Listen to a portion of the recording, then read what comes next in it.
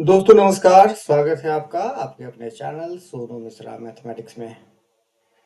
तो दोस्तों आज की वीडियो में मैंने आपके लिए बहुत ही शानदार क्वेश्चन डिविजिबिलिटी रूल से लिया है। आपने जो कॉन्सेप्ट पढ़ा विभाज्यता का नियम का, डिविजिबिलिटी रूल का, तो कॉन्सेप्ट पढ़ने के बाद जब आपके सामने कोई नया क्वेश्चन आता है तो आपके अंदर कितना स्किल डेवलप हुआ है नए क्वेश्चन को लगाने का। तो इस क्वेश्चन के हेल्प से हम सीखेंगे कि आपके अंदर कितना स्किल है। जब आपके सामने कोई नया क्वेश्चन आए तो आप उसको कैसे हैंडल करोगे। देखिए आपके सामने स्क्रीन पे क्वेश्चन है, चकाचक दिख रहा है क्वेश्चन, उम्मीद करते हैं। कहता है संख्या 8, 4, 7, 5, 6, 3, 9 और ए बी 99 से पूर्णतया विभाजित है। तो आपसे पूछता है ए और बी का मान बताइए, और ये चार ऑप्शन आपके सामने दे रखे हैं। अगर आपको लगता है कि ये क्वेश्चन आप सॉल्व कर सकते हो अपने स्किल से तो वीडियो पॉज करो, कॉपी कलम लो और क्वेश्चन लिख के सॉल्व कीजिए। अगर आपको क्वेश्चन देख के ही लगता है कि आप नहीं कर पाओगे तो लगातार मेरे साथ बने रहिए और मन लगा के सीखिए क्वेश्चन को कैसे सॉल्व करेंगे। ये कहता है 8, 4, 7, 5, 6, 3, 9 ए बी कितने से विभाजित है? 99 से। तो डिविजिबिलिटी रूल कहता है 99 का कि जो नंबर 9 और 11 दोनों से विभाजित होगा वही नंबर 99 से विभाजित होगा।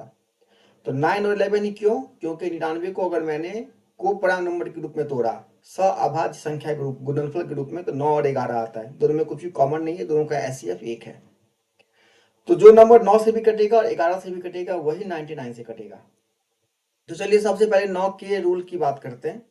तो 9 से वही नंबर कटेगा जिसके संख्याओं का योग है ना, सम ऑफ नंबर्स, ये 9 से डिविजिबल हो जाएगा तो वो संख्या पूरी तरह 9 से विभाजित होगी। ठीक है, देखिए जैसे 8 4 12, 12 7 19, 19 5 24, 36 3 33 और 9 42, 42 प्लस ए प्लस बी। तो अब 42 में ऐसा कौन सा नंबर और डाल दिया जाए ताकि ये 9 से विभाजित हो जाए? तो आप कहोगे सर 3 डाल दिया जाए। ए और बी को मिलके क्या होना चाहिए? 3 होना चाहिए। दूसरा ऑप्शन हो सकता है कि आप 9 9 बढ़ाते जाइए, है ना। आप 9 3 12 भी डाल सकते हैं, ए प्लस बी। आप ए प्लस बी 12 9 21 भी डाल सकते हैं। तो ये 9 से क्या होगा? विभाजित होता चला जाएगा।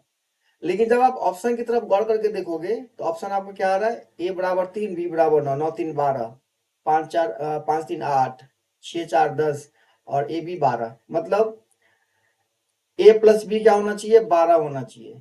इसी के हिसाब से आपका ऑप्शन है 21 तक नहीं जा रहा है, ना ही 3 है। तो ये दोनों ऑप्शन आपका हो ही नहीं सकता। ए प्लस बी क्या होना चाहिए? 12 होना चाहिए।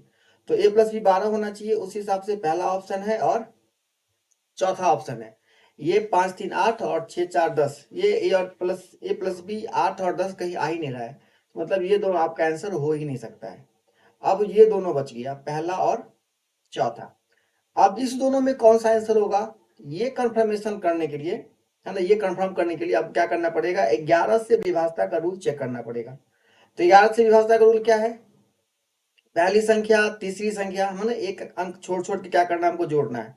फिर ये पांचवी संख्या 8 7 15 6 21 और 9 30, 30 प्लस बी। ठीक है, 30 प्लस बी। अच्छा अब यहाँ जोड़िए 5 4 9, 9 3 12, 12 प्लस ए, 12 प्लस ए। अब आपको क्या करना है? ए और बी का वैल्यू पुट करना है ताकि दोनों का जो अंतर होना चाहिए, इस दोनों संख्या का अंतर, या तो वो 0 होना चाहिए या 11 होना चाहिए या 22 होना चाहिए। मतलब 11 का कोई भी मल्टीपल होना चाहिए। तो हम क्या करेंगे? पहला ऑप्शन चेक करेंगे। ए का मान 3 रखेंगे, बी का मान 9 रखेंगे। तो रख के देखिए, बी का मान 9 रखिए तो 30 और प्लस 9 39, 12 प्लस ए 12 3 15। चलिए घटा के देखिए, आता है 24। मतलब ये आंसर आपका नहीं है। घटा के क्या होना चाहिए था? या तो 0 या तो 11 या तो 22। मतलब 100% गारंटी है कि यही आपका आंसर होगा, सीधा टिक कर दो। यहां भी आपको कंफर्मेशन चाहिए तो देखिए वैल्यू पुट करके देखिए। ए बराबर 4, बी बराबर 8, तो 30 और 8 38 और 12 और 4 16। देखिए 22 हो रहा है ना, आया ना 22। इसका मतलब 100% गारंटी है कि यही आपका आंसर होगा। ठीक है, उम्मीद करता हूँ ये कॉन्सेप्ट समझ में आ गया होगा। अगर आ गया है तो एक और बढ़िया सा कॉन्सेप्ट मैं आपको बताता हूँ। बहुत ही लाजवाब कॉन्सेप्ट। देखिए इस बार सवाल क्या कहता है। कहता है एक्स वाई जेड तीन धनात्मक विषम इस प्रकार से है, विषम संख्या, ठीक है, y माइनस एक्स बराबर 2 और z माइनस वाई बराबर 2। तो x और z किससे विभाजित नहीं है, ध्यान से देखिएगा, किससे विभाजित नहीं है ये पूछ रहा है।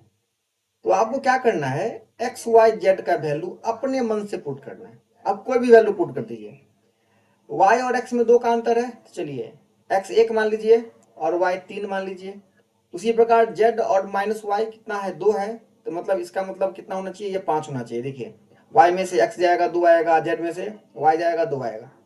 अब यहाँ आप देखिए x plus Z, x plus कितना गया 6, मतलब 6 से विभाजित होगी, मतलब ये आपका आंसर नहीं होगा। ठीक है, अब देखिए यहाँ तो वैल्यू आपने अपने मन से पुट किया ना, तो आप तो एक्स वाई जेड का वैल्यू और भी कुछ पुट कर सकते हो। नहीं करना है, आपको थोड़ा सा अपना स्किल लगाना है। स्किल क्या लगाना है, जैसे ही आप वैल्यू पुट करोगे तो इसको भी 2 बढ़ाओगे, इसको भी 2 बढ़ाओगे, इसको भी 2 बढ़ाओगे, तो ये दोनों जब जुटेगा तो इसे 2 ज्यादा, मतलब 2 और 2 4 ज्यादा होगा, तो ये 6 4 10 हो जाएगा। अगली बार जब आप जोड़ोगे तो ये 14 हो जाएगा, फिर कितना हो जाएगा 18 हो जाएगा, ये कितना हो जाएगा 22 हो जाएगा। जब आप एक्स वाई जेड तीन कोई भी विषम संख्या रखोगे ना, लगा ऐसे, ठीक है, जिसमें 2 2 का अंतर है, तो पहला और आखिरी जोड़ के यही आने वाला है। अगर पहली बार में 6 आया है तो आगे 10 आएगा, 14 आएगा, 18 आएगा, 22 आएगा। मतलब ये नंबर पूछ रहा है एक्स प्लस जेड किससे विभाजित नहीं है, तो ये 6 से विभाजित होगी, 10 से भी विभाजित होगी, 14 से भी विभाजित होगी, बच गया कौन, 4। ये होगा आपका आंसर, 4 से विभाजित नहीं होगी। ठीक है, देखा ना कितना बढ़िया स्किल लगाने वाला क्वेश्चन था। आप कॉन्सेप्ट लाख सीख लोगे, लेकिन जब अपना दिमाग नहीं लगाओगे ना, अपना स्किल डेवलप नहीं करोगे, तो एग्जाम में जो क्वेश्चन आते हैं ना उसको लगाना बहुत मुश्किल हो जाएगा। तो पूरी कोशिश कीजिए कॉन्सेप्ट के साथ अपना स्किल भी डेवलप करिए। ठीक है, उम्मीद करता हूँ ये कॉन्सेप्ट समझ में आ गया होगा। समझ में आ गया है तो निश्चित रूप से कमेंट करके जरूर बता दीजिएगा। फिर मिलते हैं अगली वीडियो में, तब तक के लिए।